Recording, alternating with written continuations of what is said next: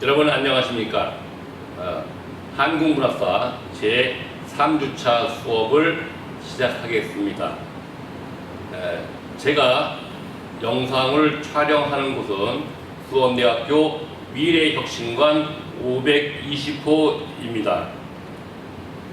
이곳은 아이디어 팩토리라고 해서 여러 학생들이 모여서 팀별로 이야기도 하면서 또 아이디어도 만들어내고 그 아이디어를 종합해서 새로운 상품이나 어떤 생산물을 만들어내는 곳인데, 지금 안타깝게도 이곳은 텅 비어 있습니다. 하루빨리 이곳이 여러분들의 열정과 대화 소리로 가득 차기를 기대하겠습니다. 그러면 이번 시간에는 지난 시간에 이어서 김동리의 투 시작하겠습니다.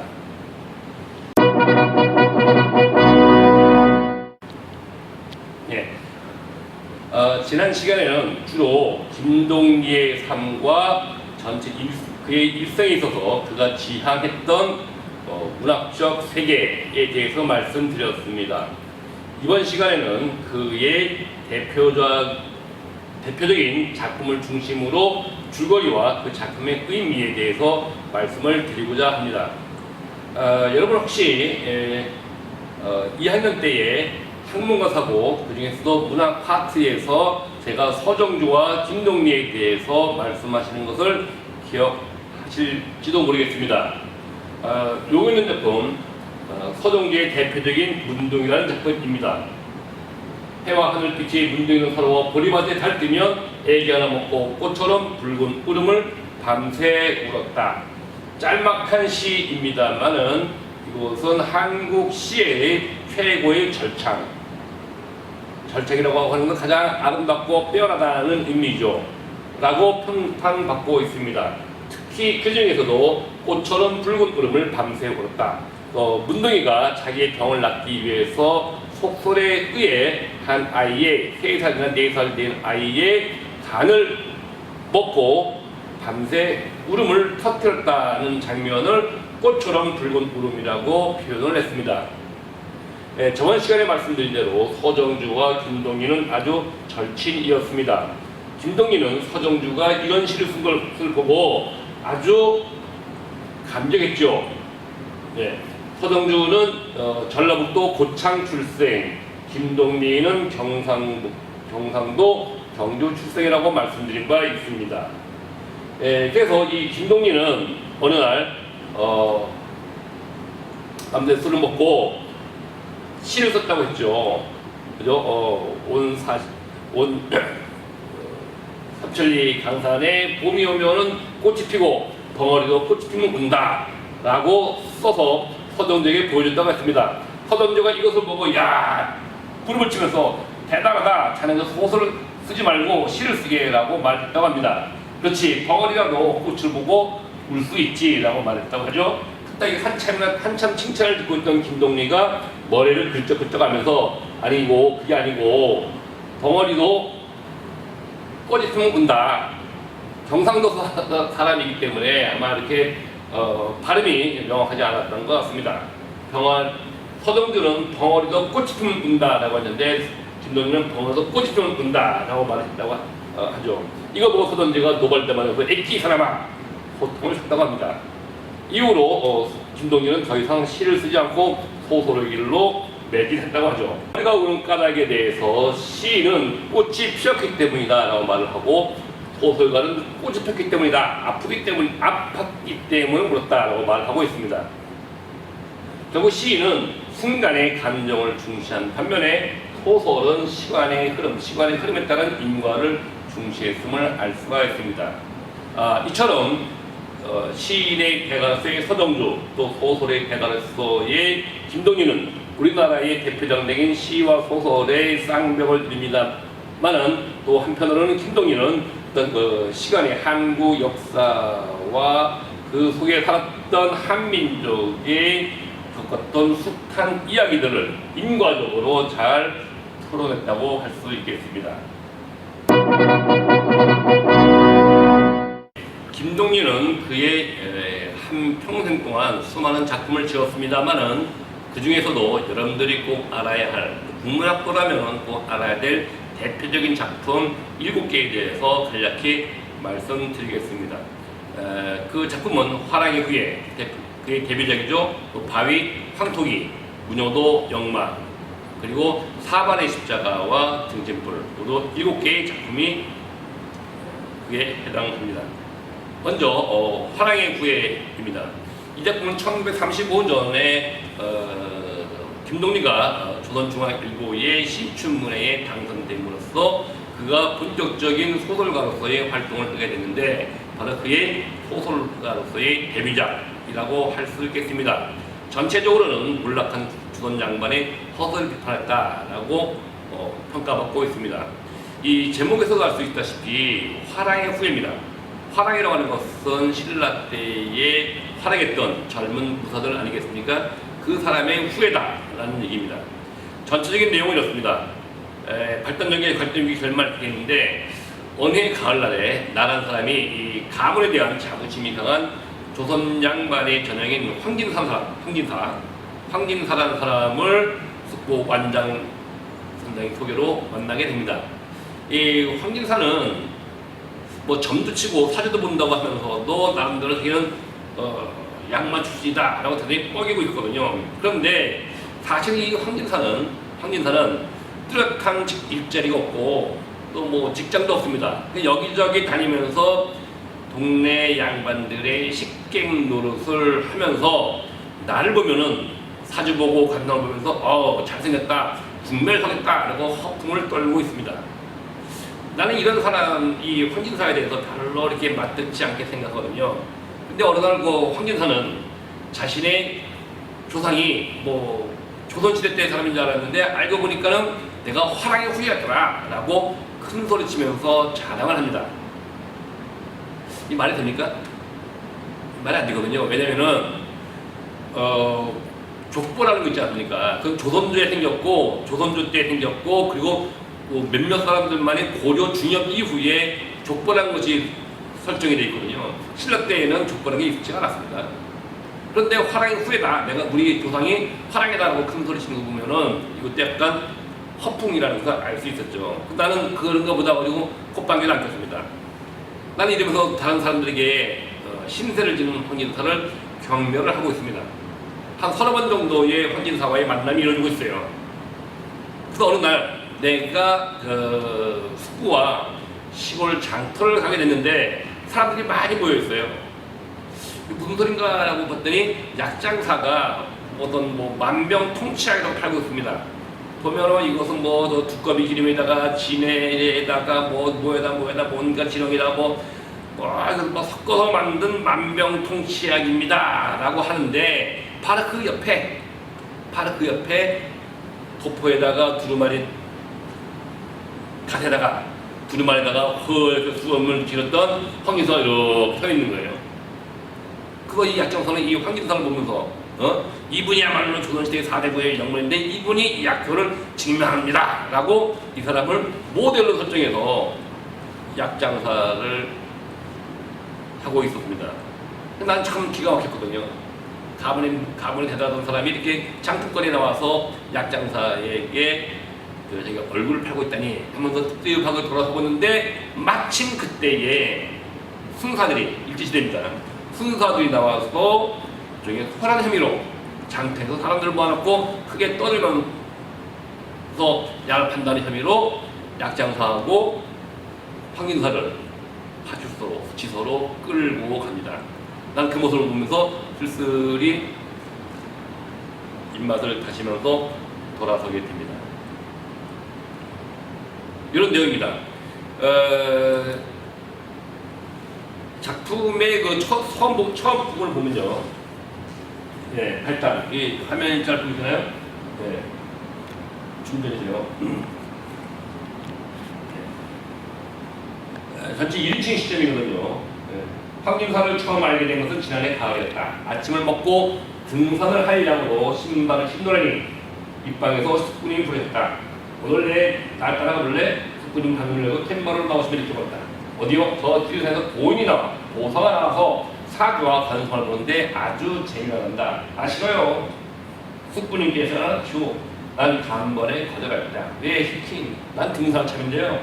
건도 좋긴 하지만 오늘 특별히 한번 따라와봐. 무슨 사주 관상 보는데 재미나단 말이 아니라 그런 데서도 배울 게 있으니 더구나 거기 모이는 인물들이란 그대로 조선의 심벌들이다. 조선의 심벌들이야. 조선의 심벌이요? 나는 반쯤 묻는 얼굴로 이렇게 물은 적 숙부님도 따라오시며 그렇지 심벌이지 하였다. 자, 조선의 심벌이라고 합니다. 숙부도 황인사하고 조선의 심벌이라고 하고 나도 심벌이라고 얘기해요. 이 조선의 심벌이라는 사람이 결말에 어떻습니까? 약장사를 하고 있단 말이죠. 그 사람은 또 겉으로는 화랑의 후예라고 하고 있고, 그러니까 이 조선의 심벌이라고 하는 것은 상당히 반어적으로 조선을 상징하는 계층이지만 그 사람들이 결국은 지금은 일제시대에는 아무런 역할도 하지 못하고 여기저기 식객 노릇이나 하고 있는 이런 사람들입니다.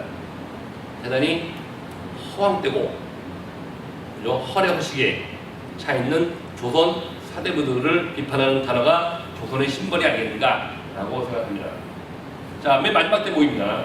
아까 말씀드렸죠. 그 장터에서 뭐 두꺼비 기름 팔고 약장사를 하고 있는데 한 즈음에 순사가 왔다. 에워싸고 있던 거지 아편쟁이 수적 병신들은 각기 제 구석을 찾아 헤매어졌다. 이 꼴을 보신 숙부님은 나에게 눈짓을 하시면서 앞서 나갔다. 나도 숙부님 뒤를 쫓아 한참 보다 돌아보는 중 아까 연설한 작자는 그러니까 약장사입니다. 빈 과자 상자에 마른 두꺼비와 보약통을 담아 가슴에 안고 황진사는 점잖게 두 손을 두루마리 옆구리에 찌른 채 순서를 따라 건너편 파티스토를 향해 걸어가고 있었다. 자, 조선의 심벌이자 화랑의 후예의 씁쓸한 결말을 말하고 있습니다. 문장도 괜찮고 그 인물의 성격도 대단히 잘 설정이 되어 있습니다. 황진사와 나와 관련된 여러 가지 에피소드가 한 6개 정도가 짜여서 화랑의 후예라고 하는 황진사의 성격을 잘 설명하고 있습니다. 조금 전에 말씀드린 대로 전체적으로 몰락한 조선 양반의 허세를 비판한 작품이면서 또 한 작가의 데뷔작으로서는 그 초창기 작품이죠. 1915년에 태어난 13년에 태어났죠.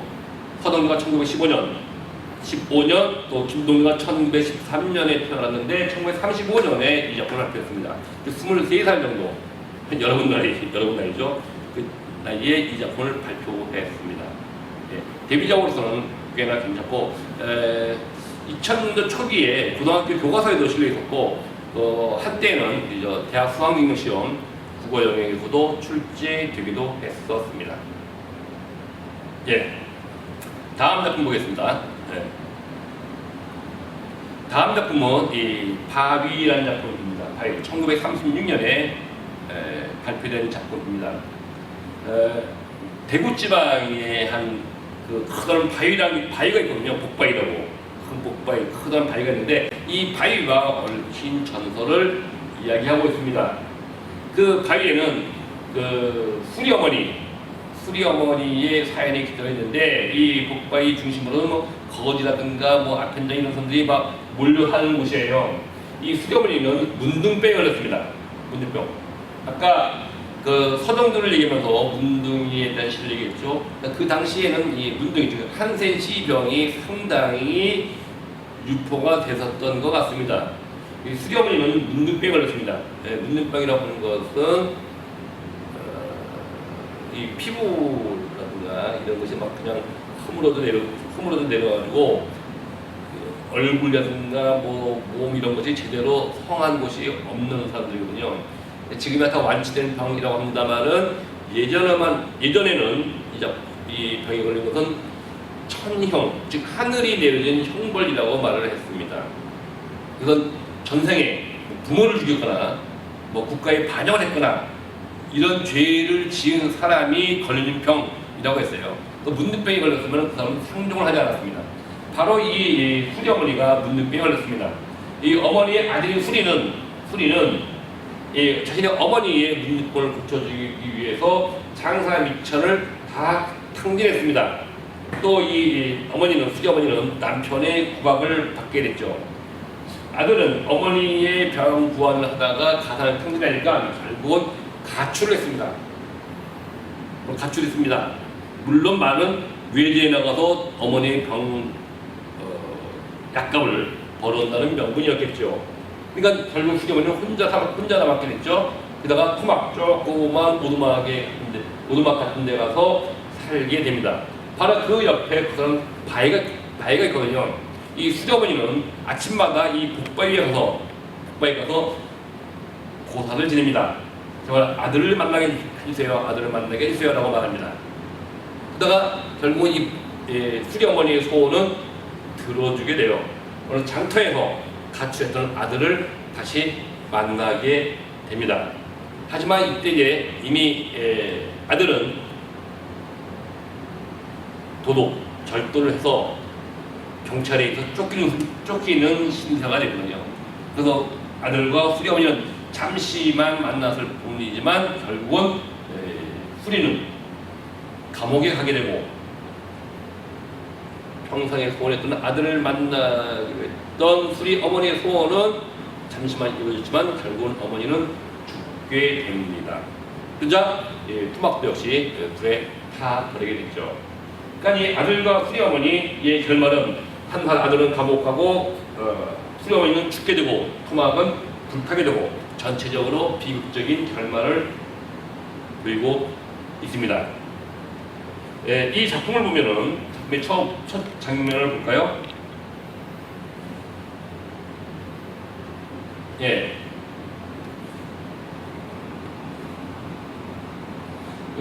첫 장면이에요. 일단 북쪽 하늘에서 기러기가 울고 간다. 가을이 온다. 밤이 져도 반딧불이 달지 않고 은하수가 하늘로 흘러댄다. 자, 읍내에서 가까운 기차들이 밑에는 한때의 병신과 거지와 문들들이 모여있다. 거덕으로 발싸우는 자, 몸을 모대에 묶어놓은 자, 혹은 포대로 어깨를 두르고 앉는 자, 그들은 모두 가을 보는 것이 근심스럽다. 그 당시 가장 소외받고 고통받는 사람들이 모여있는 곳입니다. 이제 밤으로는 꽤 싸늘해. 늙은 다리 병신 하나가 이렇게 말하다. 싸늘하니 사리가 마구 옹골로 들어만 곁에 있던 곰배파리가 이렇게 받았다. 곰배파리는 좀 표현하기 그렇습니다만 이 팔이 한쪽이 없는 사람, 사고로 팔이 잘린 사람이 곰배파리라고 합니다.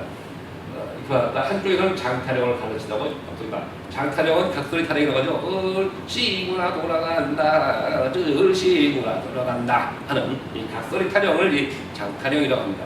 이렇게 맨 축하면은 그 수리 어머니가 있는 곳에 당시에 가장 소외된 사람들이 밀집했던 곳이다라는 것을 보여주고 있습니다. 맨 마지막 결말이 북바위에 대한 내용이거든요. 아까 말씀드린 대로 수리도 감옥에 가고 수리 어머니 죽고 토막은 불타버렸고 그 옆에는 복바위만 남았습니다. 이튿날 마을 사람들이 이 바위 곁에 모였다. 그들은 모두 침을 뱉으며 말했다. 더러운 게 하필이면서 죽었노? 문둥이가 복바위라고 죽었네. 아까운 바위 위에 여인의 얼굴엔 눈물이 반질반질 말라 있었다. 그래서 여인이 죽었지만 이 여인의 죽음에 대해서 아무도 관심을 기울이지 않고 오히려 침을 뱉고 혐오하는 내용을 담고 있습니다. 전체적으로 소외당한 여인의 절망을 통해 생에 대한 애착을 담고 있습니다. 혹시 여러분들 기억나시는가 모르겠습니다만 제가 저번 주에 김동리의 초기 작품을 말하면서 김동리는 휴머니즘이라고 했죠. 제3 휴머니즘. 그 시대의 현실과는 무관하게 인간이 자기 삶과 죽음에 대해서 고뇌하고 끝까지 자기의 삶을 연기하다가 결국 비극적인 운명을 맞이하는 그런 삶을 다룬다고 바로 이것이 휴머니즘입니다.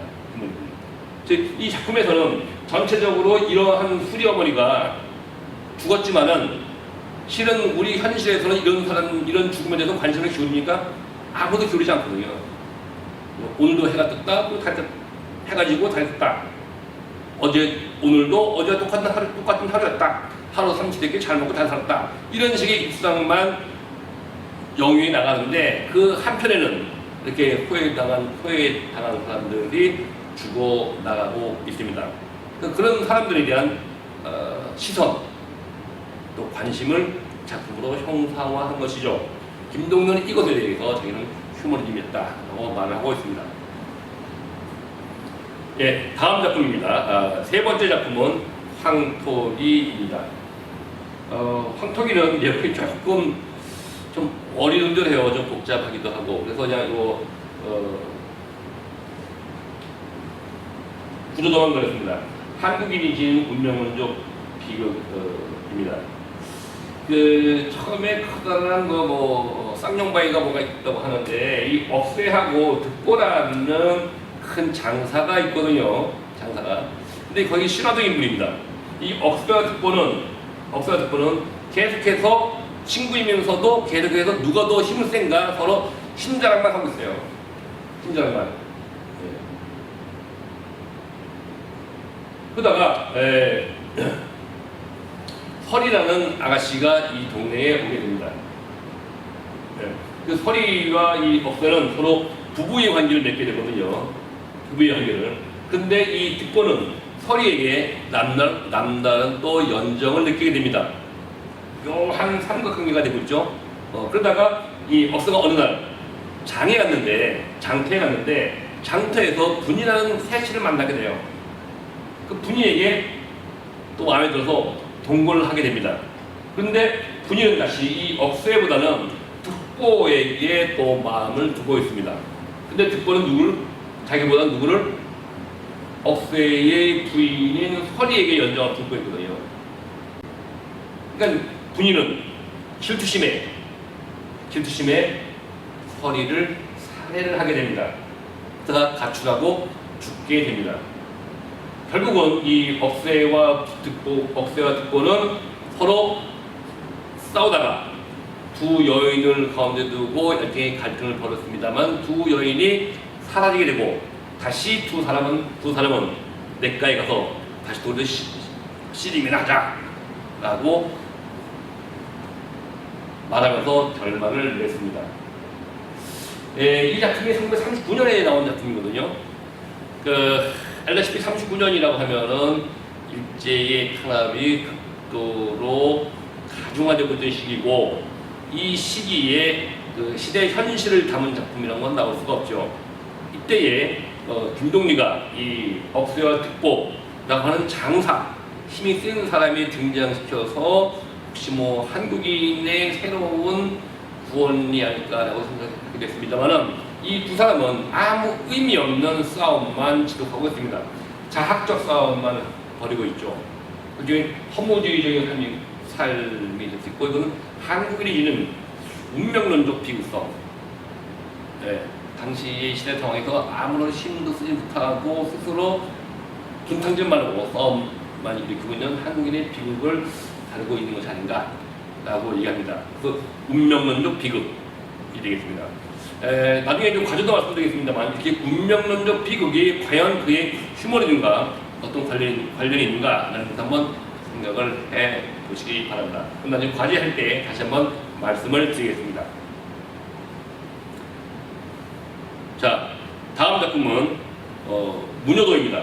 무녀도 이 작품은 1947년, 즉 해방이 되고 난 다음에 발표되었습니다. 서구 종교의 유입으로 인한 전통과의 갈등을 그리는 작품이죠. 전체적으로 외부 이야기하고 내부 이야기가 있는데, 알다시피 내부 이야기하고 외부 이야기는 액자식 구성이라고 하죠. 이 외부 이야기는 무녀도, 즉 무당의 모습을 그린 그림입니다. 이 무녀도와 얽힌 이야기를 하게 돼요. 이것이 내부 이야기가 되죠. 즉 외부 이야기는 무녀도의 그림 내용과 내역에 대한 얘기고, 내부 이야기 나온 다음에 내부 이야기의 후일담이 나오게 됩니다. 내부 이야기는 중국의 모화라는 무당이 있습니다. 무당. 토속신앙이면서 전통문화를 고수하면서 굉장히 보수적인 사람이에요. 근데 이 모화에게는 아들과 딸, 양자와 양녀가 있습니다. 낭이라고 하는 아가씨를 자기의 양녀로 뒀고, 또 욱이라고 하는 총각을 자기의 아들로 뒀습니다. 이 모화는 무당을 계속하면서 이 낭에게 자기의 무당을 물려주고, 욱에게는 박수무당을 시키려고 했습니다. 그런데 이 욱이는 엄마, 모화 보고 나 여기만 있지 않고 나 대체에 나가서 세상의 물정 좀 알고 올래요 라고 말을 해요. 모하는 걱정을 하지만 그래도 아들이고 남자니까 세상 물정을 구용하고 오라고 말을 합니다. 우기는 밖에 나가서 대처에 나가서 생활을 하게 됩니다. 그러다가 거기에서 기독교에 심취를 하게 돼요. 기독교 외래종교에게. 또 돌아왔습니다. 와서 어머니의 모하의 말을 듣면 되는데, 알다시피 기독교는 무당을 되게 싫어하죠. 이 모하가 구슬하고 춤을 추고 뭐 비나이다고 하니까는 우기는 심하게 반발을 해요. 세상을 창조한 사람은 하나님인데 어떻게 다른 신에게 비나이다 절을 하느냐, 춤을 추느냐라고 합니다. 우리를 구원할 것은 뭐 성경뿐이다라고 말해요. 그러면서 주야로 성경책을 읽고 찬성가를 부른단 말이죠. 자, 이 모습을 봤던 모하가 우기를 마음에 들어 하겠습니까? 그렇지 않죠. 몇 번이고 우기를 달래기도 하고, 또 이 모하는 우기에게 예수 귀신이 쓰였다 하고 타박도 합니다. 그래서 어느 날은 우기를 붙잡아 놓고 예수 귀신 불러가라 하고 구슬해요. 또 우기는 한쪽에서 기도를 해요. 주님이시여 저 우리 어머니의 불쌍한 영혼을 구원해 주셔서. 모하는 더 시고 야 불러가라 예수 귀신 불러가라 하고 한쪽에서는 곧 한쪽에서는 찬송과 성경을 부릅니다. 결국은 이 둘은 끝없는 갈등을 일으키다가 결국은 이 모하는 생각하기를 바로 이 우리가 하루 종일 품에 끼고 있는 이 성경책이 바로 이 예수 귀신이 불령이구나 라고 생각하고 이 성경책을 몰래 훔치다가 아궁이에 던져 넣었습니다. 우기는 자기가 목숨보다도 더 소중히 여기는 성경책이 아궁이에서 불타는 거 보고 그만 미쳐서 돌아가게 되죠. 그래서 우기는 결국은 모하가 데려다가 결국 죽게 되고, 모하도 이 우기가 죽고 난 다음에 우기를 살리기 위해서 구슬하다가 결국은 물에 빠져 죽게 됩니다. 결국 남은 건 누구죠? 나귀만 남게 되죠. 이 나귀는 소녀이기 때문에 어느 날 어떤 소 몰고 가는 사람이 이 나귀를 데리고 간다. 뭐 이런 내용입니다. 예, 잠시 이 작품의 서두와 결말 부분을 보겠습니다. 문여도의 서두와 결말을 읽어보겠습니다. 서두의 첫 부분입니다. 근데 이 앞에 한 몇 줄 정도는 빠져 있어요. 이 발단 부분은 이 외부 이야기로서 가운데 있는 내부 이야기에서 모하와 우기가 죽고 낭이가 어떤 할아버지, 결국은 자기를 데려온 생부입니다만은 생부에서 다시 어디론가 하게 됐다라고 결말 맺게 되는데, 바로 그 얘기가 바로 이 발단 부분에도 이어지고 있습니다. 할아버지는 그들이 떠나는 날에 이 불쌍한 아비딸을 위하여 값진 비단과 풍부한 노자를 아끼지 않았으나 나귀 위에 앉은 가련한 소녀의 얼굴, 그 가련한 소녀가 곧 나귀가 되겠습니다. 올 때나 조금도 다름없는 슬픔이 서져 있을 뿐이다. 모하와 우기가 죽은 뒤의 이야기죠. 소녀가 남기고 산 그림과 함께 내가 할아버지부터 전해드린 얘기 다른 것 같다. 근데 바로 이 남기고 한 그림이 할아버지께서는 문여도라고 불렀지만 문여도에 관련 이야기입니다. 경주읍에서 성밖으로 오리집 나가서 저 마을에 있었다. 연민천 혹은 작성촌이라 불려진 마을이었다. 이 마을 한 구석에 모하라는 무당이 살고 있었다. 모아서 들어온 사람이라여 모하라 부르는 것이었다. 예, 발단 부분입니다. 이 결말 부분에 또 모하와 우기의 얘기가 끝난 다음에 맨 마지막 부분이죠. 다시 너를 돌리시랄까? 여기 타라.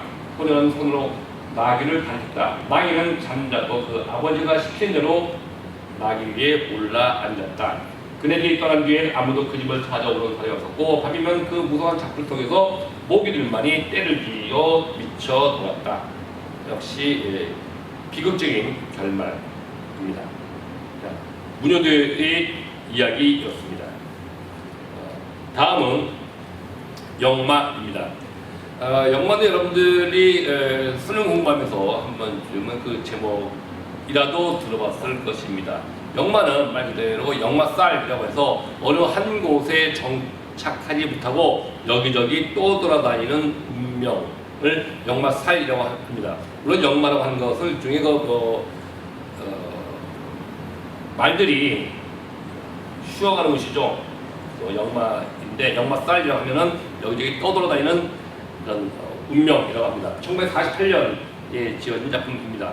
한국적 운명에 순응하면서 사는 삶과 인간 구원의 문제를 다루고 있습니다. 자, 여기에서 가장 중요한 인물이 바로 이 옥화와 성기입니다. 옥화와 성기입니다. 요 옥화는 아까 문효도에 나온 모하와 조금 성격이 비슷한데, 이 옥화는 화개장터에 살고 있습니다. 화개장터는 경상도와 전라도의 경계를 이루는 곳이고, 그 앞으로는 섬진강이 흐르죠. 그죠? 이쪽이 이제 경상도이고 이쪽이 전라도이면 화개장터인데, 요 위에는 굴에 쌍계사가 있습니다. 지리산 밑에 쌍계사. 그래서 경상도와 전라도의 어귀에 해당하는 것이 화개장터입니다. 여기에 옥화라는 주모가 살고 있습니다. 이 옥화에는 어느 떠돌이중과의 하룻밤에 관계를 맺어서 성기라는 어떤 아들을 두고 있었습니다. 옥화는 성기와 더불어 살고 있는데, 어느 날 떠돌이가 없어졌어요. 어디가 사라졌고, 최장수가 자기 집에 왔어요. 와서 이 개연이라는 아가씨를 두고 떠납니다. 최장수는 옥화에게 이 아이를 잘 부탁하네 라고 말을 합니다. 근데 이 최장수는 사실은 옥화의 아버지였어요. 옥화의 아버지, 즉 아버지인 최장수가 얘를 잘 부탁하네 라고 들고 왔단 말이죠. 그러니까 이 옥화는 성기와 갑자기 생긴 처녀 개연을 데리고 한 집에 살고 있는데, 한창 나이가 된 처녀 총각인 성기와 개연과 성기는 알게 모르게 연정이 싹트게 되죠. 그 개연은 성기 보고 오빠 하고, 성기는 개연이 보고 연이야라고 해서 서로 연정을 싹트고 있습니다. 근데 불현듯 옥화가 이상한 예감이 든 거예요. 이상한 예감이. 과연 이 개연이가 어떤 관계인가? 과연 개연과 성기는 이루어질 수 있는가? 라고 해서 동네 큰 읍내에 가서 점장에게 물어봤습니다. 도대체 이 둘이 어떻게 될 것 같냐? 라고 물어보니까 점장이가 청천벽력 같은 얘기를 해요. 둘은 도저히 이루어질 수 없는 운명이다 라고 말합니다. 그러면서 말하기를, 개연이 혹시 뒤에 사마귀가 있지 않느냐? 맞아, 사마귀 있어요. 얘기를 해요. 혈연관계라고 말합니다. 그래서야 이 옥화는 알게 됐어요. 최장수 누구죠? 아버지죠. 아버지가 여기저기 떠돌아다니면서 한 여인을 만났거든요. 그 한 여인을 만나서 난 딸이 말한 개연이에요. 그렇게 보니까 옥화와 개연은 어떤 관계예요? 옥화와 개연은 이복자매죠. 아버지가 그냥 살아니까. 그렇게 보면은 성기는 개연과 어떤 관계입니까? 이모와 조카 사이잖아요. 그러니까 개연은 성기의 이모가 되는 거예요. 이모하고 조카가 맺을 수 있나요? 맺을 수 없죠. 그러니까 이걸 알게 되고 성기에게 얘기하니까 성기는 그때부터 기절을 해버립니다. 나중에 이 옥화는 최장수에게 얘기를 해가지고 최장수가 결국은 와서 개연을 데리고 떠납니다. 이때의 성기는 자기가 사랑하는 여인이 바로 자기의 의붓 이모라는 사실을 알게 되고 식음을 전폐하고 몇 개월 동안은 시체처럼 누워 있게 되죠. 개연이 옥화와 성기를 두고 멀리 떠나는 그날 하염없이 눈물만 흘렸습니다. 또 겨울이 지나고 봄이 됐을 때쯤에서 모든 사람들은 성기가 곧 죽을 운명이다. 저렇게 밥도 안 먹고 누워있는 것을 보니 올 겨울을 못 넘기겠다라고 생각을 했어요. 그런데 그 해 봄이 되자 성기는 그만 몸을 툴툴 털고 일어났습니다. 그리고 엄마한테 얘기를 해요. 엄마한테 엄마 나 엿팜 하나 만들어주세요. 옥화는 알았다라고 얘기를 해요. 그래서 엿팜 엿장설을 만듭니다. 엿장설을 만듭니다. 성기는 어디로 갈까 생각합니다. 어디로 갈까 생각하다가 구례 쪽으로 가는 것은 이 계원이 떠난 길이거든요. 계원이 전라도 길로 갔고 요 쌍계사는 바로 위쪽인데 지리산 쪽으로 가는 길은 바로 이게 정착을 하는 곳 아니겠습니까? 정착. 쌍계사 화계장은 바로 쌍계사 위치니까 중이 된다고 하는 쌍계사로 올라가서 중이 된다고 하는 것은 정착하는 것인데 성기는 구례로 갈까 쌍계사로 갈까 하다가 하동 쪽으로 가게 됩니다. 하동은 바로 경상도 길입니다. 그러니까 전라도 길에서 여기가 경상도의 하동, 여기가 전라도의 구례, 이쪽에 쌍계사라고 하면은 요 구례는 계열이 떠나는 곳, 쌍계사는 정착을 하는 곳. 그런데 성기는 여기서 쌍계사 갈까 구례를 갈까 하다가 하동 쪽으로 떠납니다. 하동이라고 하는 것은 아무런 인연이 없는 곳이 되겠죠. 결국 이렇게 볼 때에 이 성기는 기본적으로 떠돌이 중에 태어났고 기본적으로 역마살 어느 한 곳에 정착하지 못하고 여기저기 떠돌아다니는 운명을 태어난 아이야.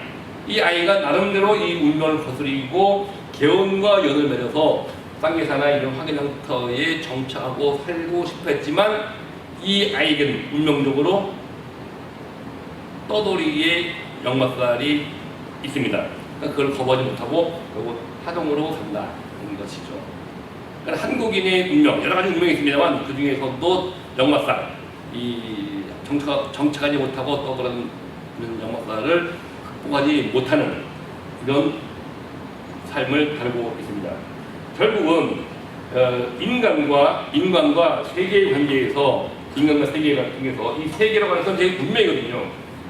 그러니까 인간이 일반적 이 패배가 아니라 운명에 순응함으로써 구원과 행복을 얻게 된다라는 주제를 담고 있습니다. 물론 운명에 순응하는 것이 왜 구원이냐라는 이의가 나올 수 있겠습니다만은 김동리의 생각에는 인간에게 어떤 주어진 역경 이런 것을 극복하는 것도 의미가 있지만 이 과정에서는 숱한 갈등과 번민과 대립이 나오기 때문에 아까 황토기에서 억새하고 특보가 끝없이 싸우고 있지 않습니까? 그런 불필요한 분쟁이 나오기 때문에 그런 주어진 운명에 순응하는 것도 인간의 또 다른 삶이 아니겠는가 라고 생각을 합니다. 아까 이렇게 보면 문여도에서도 말이죠. 문여도에서도 모화와 우기가 대립을 하죠.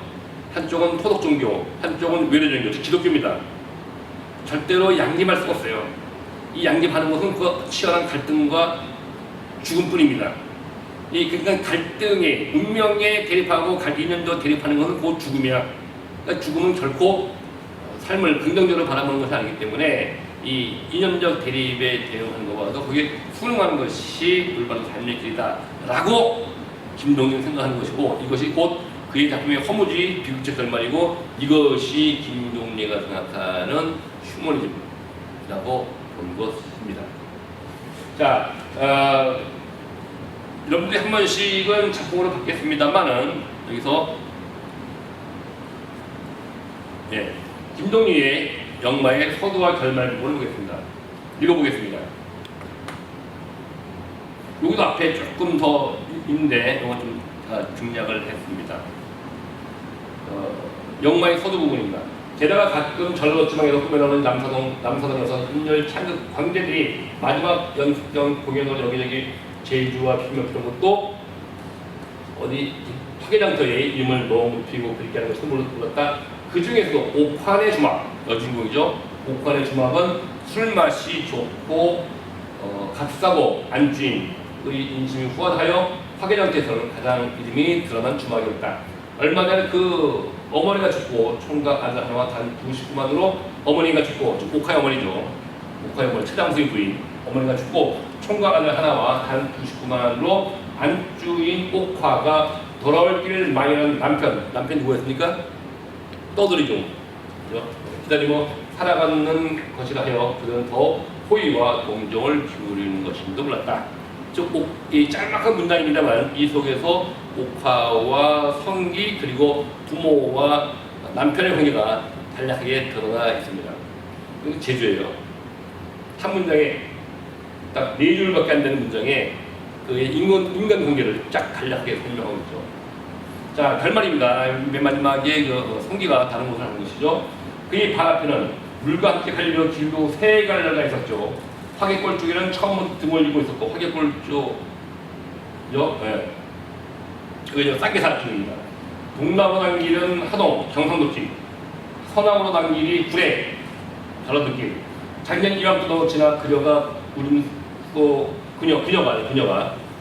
재현이가 울음 섞인 하직을 남기고 지장수영과 함께 넘어간 산모통의 고객질은 허보는 햇빛 속에서 지금도 화리 장터 위를 누비고 돌아 구례 쪽을 향했으나, 자, 누가 갔습니까? 바로 계연과 최장수영은 구례 쪽으로 갔죠. 성기는 한참 뒤 몸을 돌렸다. 그리고 그 이마는 구례 쪽을 등지고 하동 쪽을 향해 천천히 몸을 올렸다. 자, 계연이가 한 것과는 전혀 반대되는 것을 갖고 있습니다. 한 걸음 한 걸음 이발로 옮겨놓을수록 그의 마음은 한결 가벼워져 멀리 보드라무 사이에서 그의 뒷면을 바라보고 섰을 어머니 개화, 옥화, 주박이 그의 시야에서 완전히 사라져갈 무렵 해가서는 붙잡기 바람으로 제법 콧노래까지 호너거리며 가고 있는 것이었다. 이런 쓰라린 이별의 상처를 넘어서 새로운 삶을 지향하는 성기의 모습이었습니다. 다음에는 김동률의 또 다른 대표작이라고 할 수 있는 등신불입니다. 이 작품은 1963년에 발표된 작품입니다. 등신불은 좀 이름 들어봤나요? 여기도 화면에 좀 나와 있습니다만은 중국에서요, 고승들이 부처님에게 운동을 들이다가 스스로 선체로 이 가보절 틈채로 죽음을 맞게 됩니다. 그러면 이 시체 위에 그대로 금물을 부어서 인간의 형상 그대로 부처님이 된 모습과 등신불이라고 합니다. 우리가 절에서 볼 수 있는 석가모니는 이렇게 청동으로 만들거나 돌로 만들고 있지 않습니까? 이거는 인간의 몸에 그대로 금물을 부어서 부처님이 만드는 건 등신불입니다. 물론 죽은 뒤에 금물을 부어서 만든 경우 있지만 경우에 따라서는 스스로 결심을 하고 최후를 각오하고 한 일주일 열흘 한 달 동안 밥을 안 먹고 선 상태에서 앉아 있으면 거기다가 금물을 부어서 등신불이 되는 경우도 있다고 합니다. 즉 시체가 되고 나서 등신불이 만드는 경우도 있고, 살아있을 때 아직 죽음이 확정되지 않았을 때에 금물을 부어서 등신불로 만드는 경우가 있다고 합니다. 바로 이 등신불을 소재로 지은 작품이 등신불입니다. 전체적으로 인간 혼액의 불교적 구원을이라는 주제를 담고 있습니다. 이 작품은 70년대, 80년대에 고등학교 교과서에도 수록되어 있었기 때문에 아마 여러분들의 어머니나 아버지 좀 되시는 분들은 이 작품을 잘 알고 있을 것입니다. 자, 지금 줄거리를 한번 살펴보겠습니다. 나라는 사람이 있는데 이것도 역시 액자 소설로 되어 있습니다.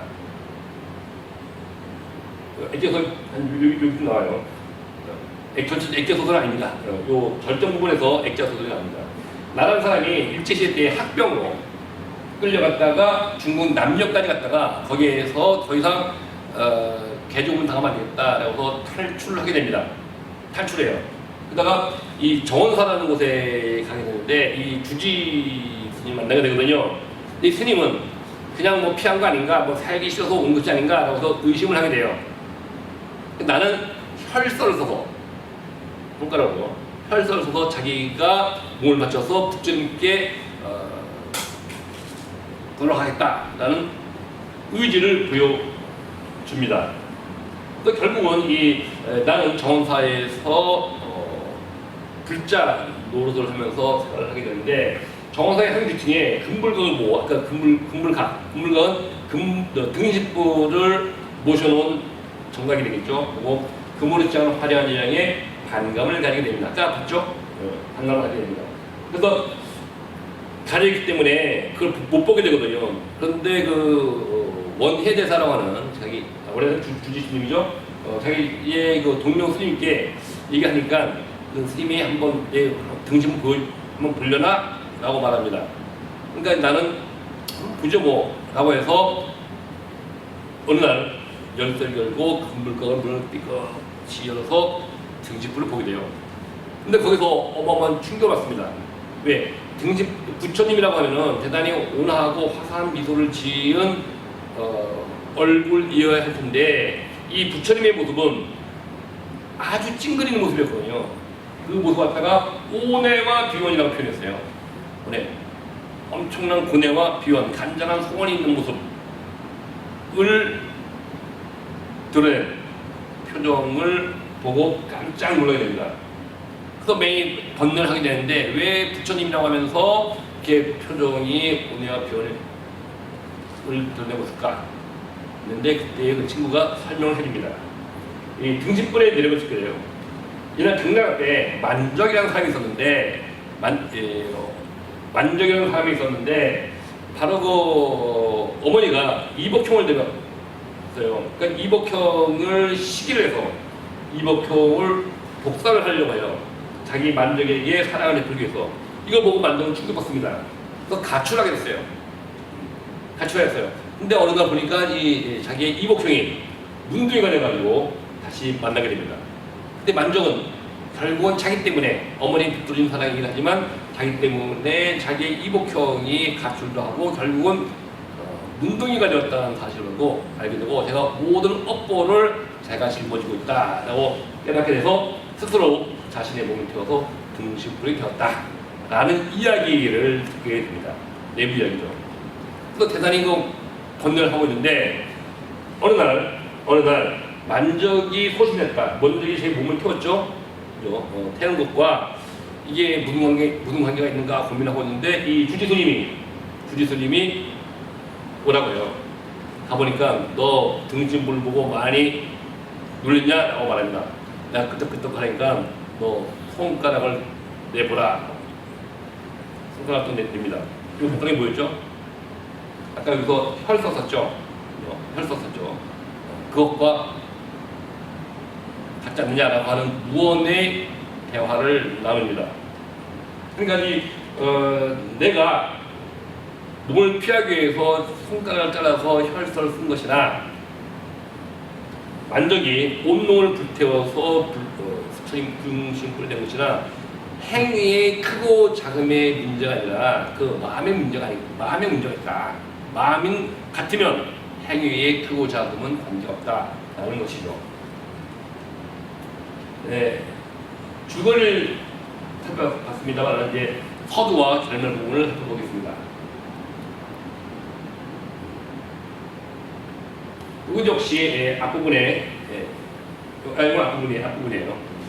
등신불은 양장은 북쪽에 있는 정원사의 금불 속에 안치되어 있는 불상의 일입니다. 등신금불 또는 금불이라고도 불렀다. 그러니까 나는 이 등신금불로 불러주는 불상에 대해 보고 듣고 한 그대로를 여기다 적으려 하거니와 그보다 먼저 내가 어떻게 해서 그 정원사라는 먼 이역의 고찰을 찾게 되었는지 그것부터 이야기해야겠다. 내가 일본의 대정대학, 일본의 대학에 유학했을 때에 학병 현장으로 끌려나온 건 1943년 이런 년은 내 나이 23살 남을 때였다. 제가 아까 말씀드렸죠. 이 작품이 고등학교 교과서에 실려 있었거든요. 저는 이거 보고 이거 김동희가 스스로 겪은 이야기를 했구나 라고 알고 있었어요. 즉 이 낙을 바로 김동희 자신이라고 생각했거든요. 그래서 김동희가 일제 때 학병 끌려왔구나 라고 생각을 했어요. 이게 허구적자라는 사실은 저도 생각을 못했습니다. 요즘 같으면 인들 찾아가지고 뭐 등신불 또 김동희 뭐 이게 찾아보면 되겠습니다만 옛날에 그런 게 어디 있습니까? 그런 거 없거든요. 그런 거보다 뭐 참고서만 자습서만 보고 알게 됐는데 김동리가 1913년생이잖아요. 그죠? 13년생인데 1943년 어떡하네요. 34년, 1934년 이른봄인데 이건 43년입니다. 43년, 34가 아니라 43년 이른 여름인데 23살이니까 좀 맞나요? 대충 맞죠? 1943년에 23살이니까 1913년생이니까 대충 맞지 않습니까? 그건 실제로 이 사람이 팟빵에 끌려갔다라고 생각을 하기로 했죠. 자, 다시 결말 부분입니다. 나는 달포녀의 남경교에서 진기수 씨에게 혈서, 진기수 씨는 내가 학병에서 탈출한 다음에 정원사에 소개시켜줄 때의 그 중간 역할을 했던 사람입니다. 진기수 씨에게 혈서를 바치느라고 내 입으로 살을 묻었던 나의 식지 가운 손가락을 쳐들었다. 그러나 원해대서는 바로 정원사의 주지스님입니다. 그러나 원해대서는 가만히 그것을 바라보고 있을 건 더 말이 없다. 왜 그 손가락을 들어보려고 했는지, 이 손가락과 만시적의 소지공양과 무슨 관계가 있다는 건지, 이제 그 말을 듣고는 내려도 좋다는지 아무 말도 없었다. 무언? 먼저 태월에서 정원을 아래는 큰 흙소리가 모고와 함께 으르렁거리며 들려왔다. 결말 부분입니다. 그러니까 이것은 바로 아무 말도 하지 않고 손가락을 보여주고 했죠. 보여주고 이심전심, 염화시종 이런 사자성어가 바로 여기에서 잘 끝난다고 보면 되겠습니다. 결론적으로 불교적 소재를 다루면서 인간 본래의 불교적 구원이라는 주제를 잘 드러낸 작품이라고 할 수 있겠습니다. 자, 이제 김동리의 작품에 대한 소개 중에서 마지막 사반의 십자가입니다. 사반의 십자가. 사반의 십자가는 예수와 동시대에 살았던 사반의 갈등과 대립입니다. 저 개인적으로는 이 작품을 읽고 상당히 충격받았어요. 왜냐하면 저는 중고등학교 때 독실한 기독교 신자였거든요. 기독교 신자. 그래서 등집을 보면서 이게 부처님도 약간 거짓이구나 라고 생각했는데, 이 김동리 이 작품 보면서도 김동리는 기독교에 대해서 불교를 배척하고 기독교에 심취하는 사람인 줄 알았는데 그게 아닌가 보다 라고 생각을 했습니다. 기독교도로서는 약간의 회의적인 생각을 들 수 있게 한 작품입니다. 볼까요? 이 사반의 십자가는 예수와 동시대에 살았던 사반의 갈등과 대립인데, 이 사반이 뭔가 생각하면은 예수님이 십자가에 못 박혀 돌아가시죠. 근데 예수님 혼자 있는 거, 혼자서 골고다 언덕에 못 박힌 것이 아니라 좌도 우도 두 명의 강도와 함께 못을 박히지 않습니까? 예수님이 왼쪽 께도 있었고 오른쪽도 강도가 있었습니다.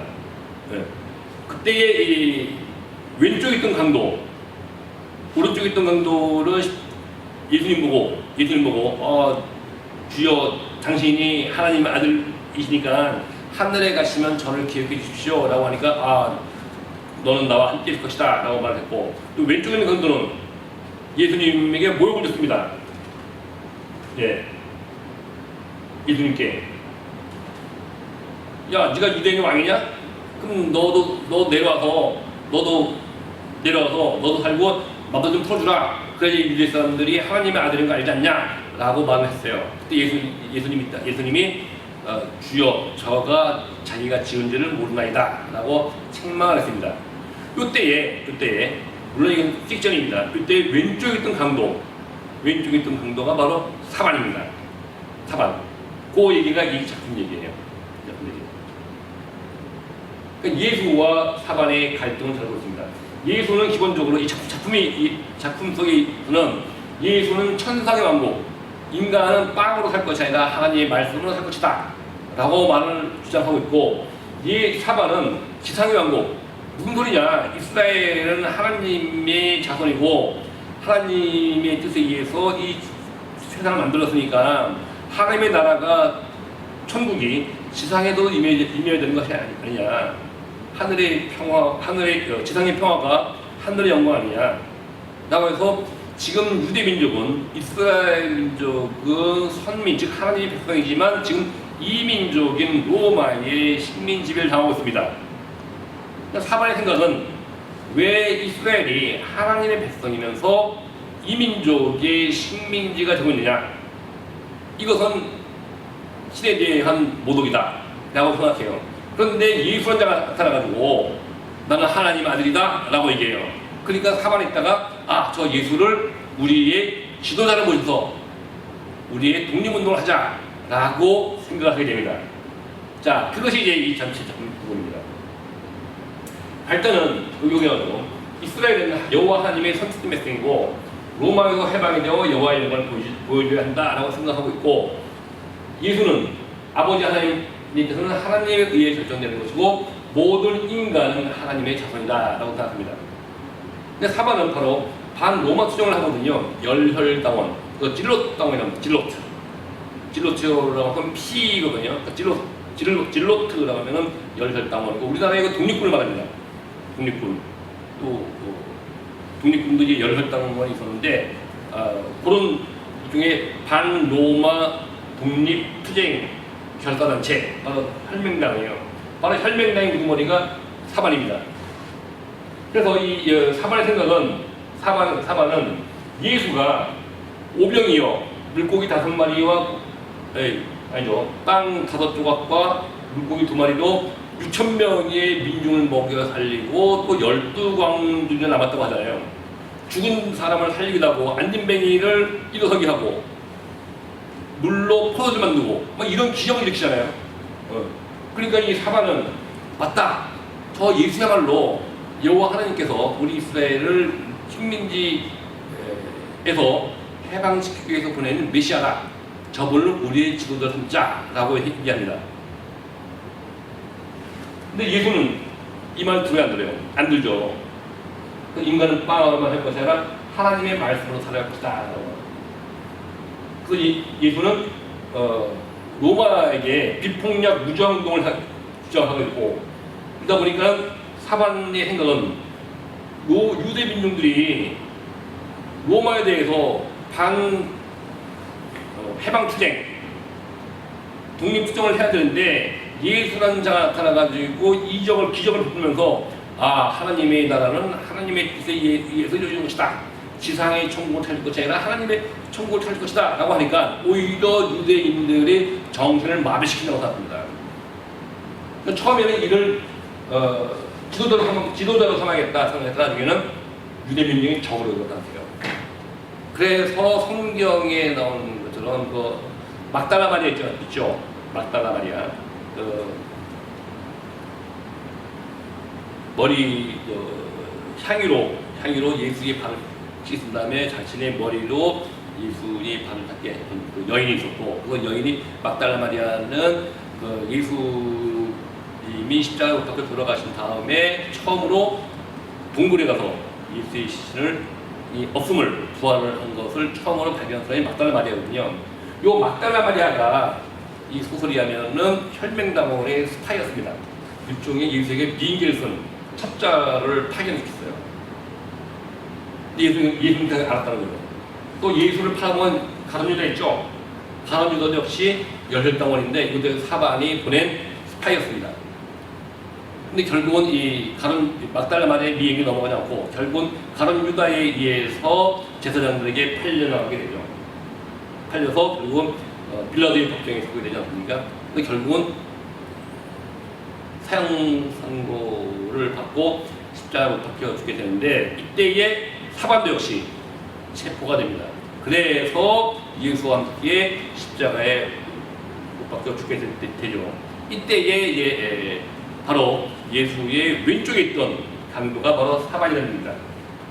예수가 함께 십자가 못 박혀진 왼쪽 도둑이고, 이 사람이 유대인이 왕이여 십자가에서 내려와서 너도 살고 나도 살려달라. 그럼 모든 사람들이 당신이 하나님의 아들인 것을 알게 되지 않을까 라고 이야기를 합니다. 예수님이 말하기를 주님이시여 지가 자신이 지은 죄를 모릅니다 라고 말했고, 또 오른쪽의 강도는 주님이시여 당신이 하늘나라에 계실 때 저를 기억해 주십시오 라고 말하니까 너와 내가 함께 하늘에 있을 것이다 말을 하죠. 그리고는 결국은 죽게 됩니다. 마지막으로 하는 것이 나의 하나님이시여 어찌 나를 버리시나이까 라고 말하죠. 자, 이 작품이 이제 사반의 십자가인데 결국은 이 작품이 1957년에 생겼죠. 발표됐다고 했죠. 이때만 해도 자유당 정권이고 기독교가 상당히 비를 내리고 있었고 그 예수를 믿는 사람들이 하나님의 나라 또는 지상의 천국보다는 하늘의 천국을 강조하고 있었는데 이 김동인은 이 천상의 왕국이 아니라 지상의 왕국을 강조한 사반의 이야기를 다루면서 반기독교적인 색채를 띠고 있다고 볼 수 있습니다. 하지만 결국은 종교적 차원을 떠나가지고 예수는 천상, 사반은 어디 지상이죠. 누가 더 인간적입니까? 인간의 세계를 추구한 게 누구예요? 사반이죠. 사반. 역시 김동리의 휴머니즘적인 성격을 잘 보여주는 작품이라고 할 수 있겠습니다. 자, 사실은 이 작품 말고 제가 하나 더 소개하고 싶은 작품이 있습니다. 바로 그것은 이문열 작품입니다. 이문열의 이런 여기 기신물이죠. 이문열 역시 그 보수의식의 아이콘인데 김동희 영향을 받았는지 모르겠습니다만은 이문열이 우리들의 길을 영웅이라든가 그런 작품도 있습니다. 사람의 아들이라는 작품이 있어요. 1979년. 사반의 십자가가 1957년. 이것은 1979년입니다. 이 내용을 보면 이렇습니다. 한번 살펴보세요. 어느 기도원 근처에서 발생한 민요섭이라는 사람이 사망을 하게 돼요. 이 피살 사건을 조사하는데 남경사가 수사합니다. 이 남경사는 바로 민요섭이 남긴 일기를 봐요. 일기를 보면서 일기를 하나하나 보면서 민요섭이 어떤 삶을 살고 어떠한 사상적 번뇌를 하고 있는가를 알게 됩니다. 이 일기에는 신에 대한 부정과 종교적 갈등의 내용에 관심을 갖게 되는데 바로 여기에 내부 이야기에 아하츠페르츠라는 사람이 나와요. 이건 제가 이걸 설명할게요. 이거 바로 민요섭의 일기에 나와 있는 내용입니다. 민요섭의 생각입니다. 이거는 민요섭의 생각에 예수님은 신의 나라를 제목이 사람의 아들이죠. 사람의 아들은 인자로서 이건 성경 구절에도 한 80번인가 나와요. 나는 사람의 아들이다. 예수님 말씀하십니다. 그 우리가 예수님은 하나님의 아들이지만 인간의 형상을 하고 태어났다고 하지 않습니까? 그래서 마구간에서 태어났다고 하죠. 가장 낮은 곳에서 태어났다고 하지 않습니까? 하나님의 아들이지만 또 사람의 아들입니다.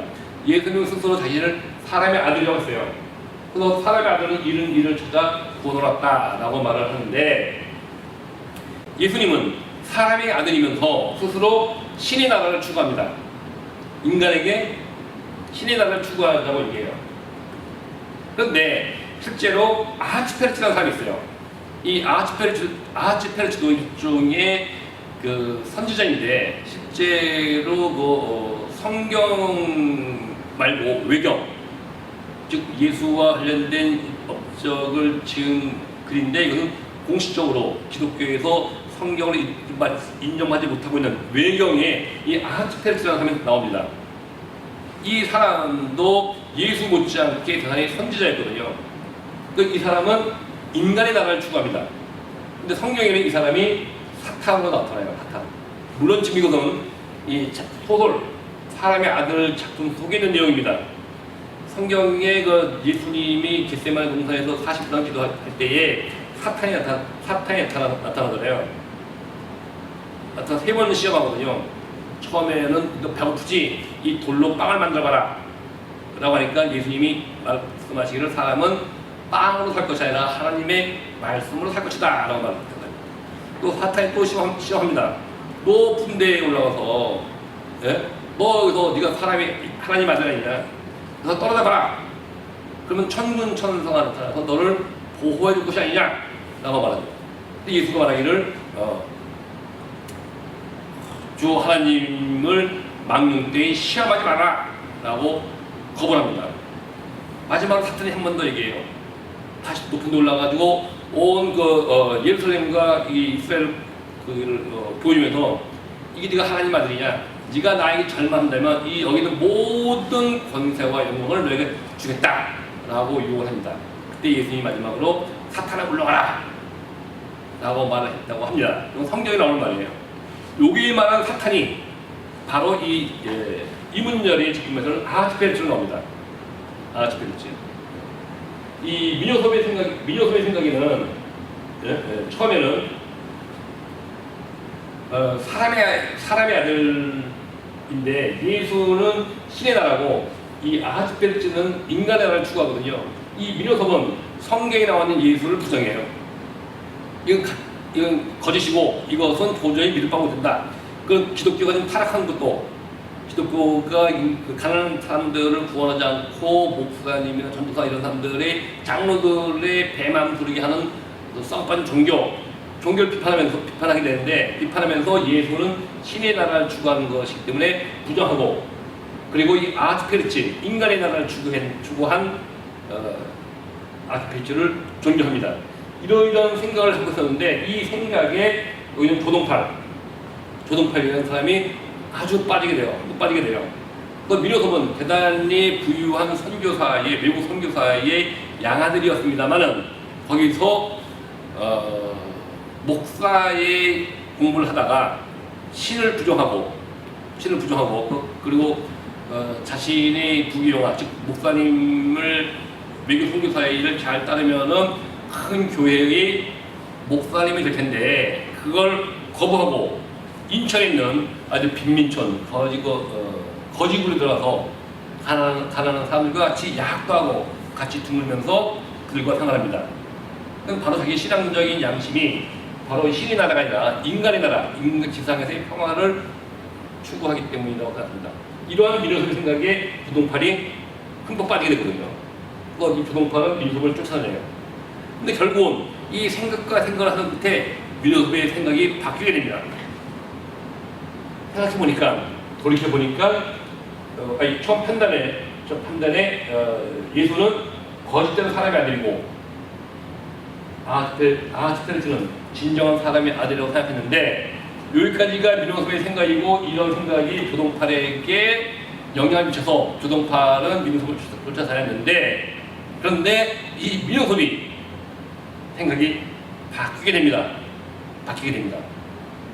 결국은 민요섭은 이 빈민굴에 있었던 자기의 삶을 정리하고 아버지가 있던 그 부유한 교회로 돌아가게 돼요.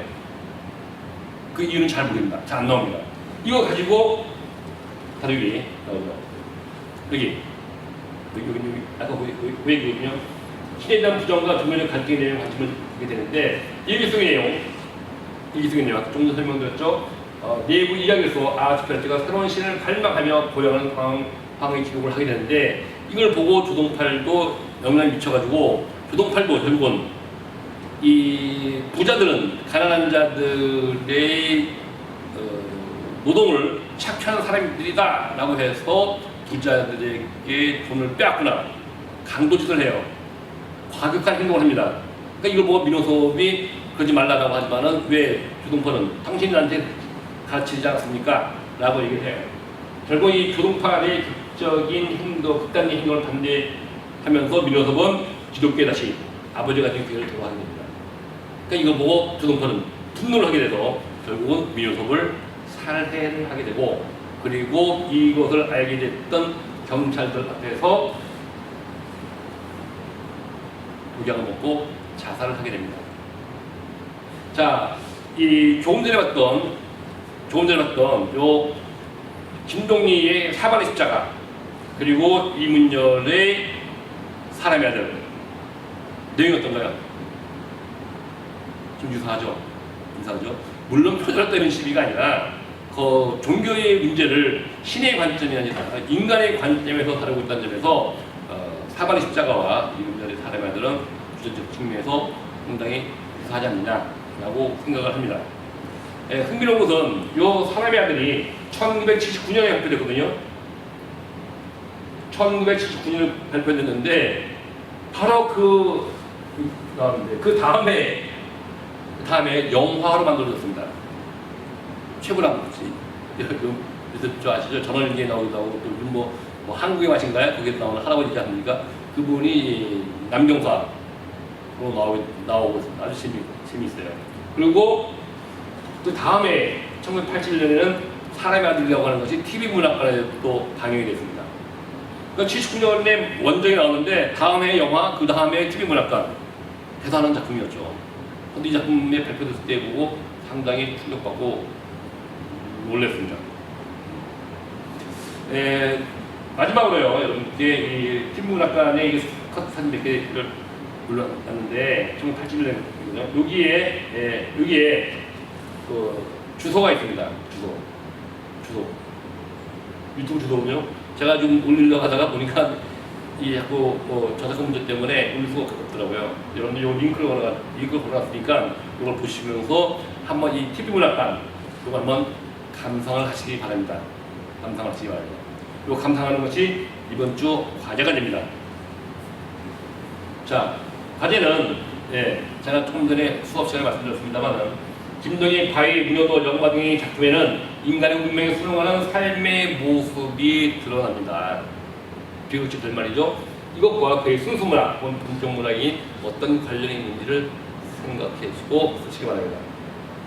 두 번째는 김동희 사반의 십자가의 사반과 이문열의 사람의 아들이 민윤수에 대해서 비교해서 설명하세요. 하시는데 뭐 너무 길게 하지 마시고 간략하게 하시기 바랍니다. 그리고 추가적으로 원작 이문열의 사람의 아들의 아하츠페르츠가 나오잖아요. 아하츠페르츠.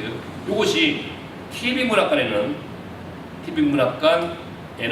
이 아하츠페르츠가 어떻게 형성화되는지 3번 과제로 써주시기 바랍니다. 이 과제는 제 강의를 다 들은 사람만 쓸 수 있겠죠. 강의 안 듣고 PPT 한 번도 못 씁니다.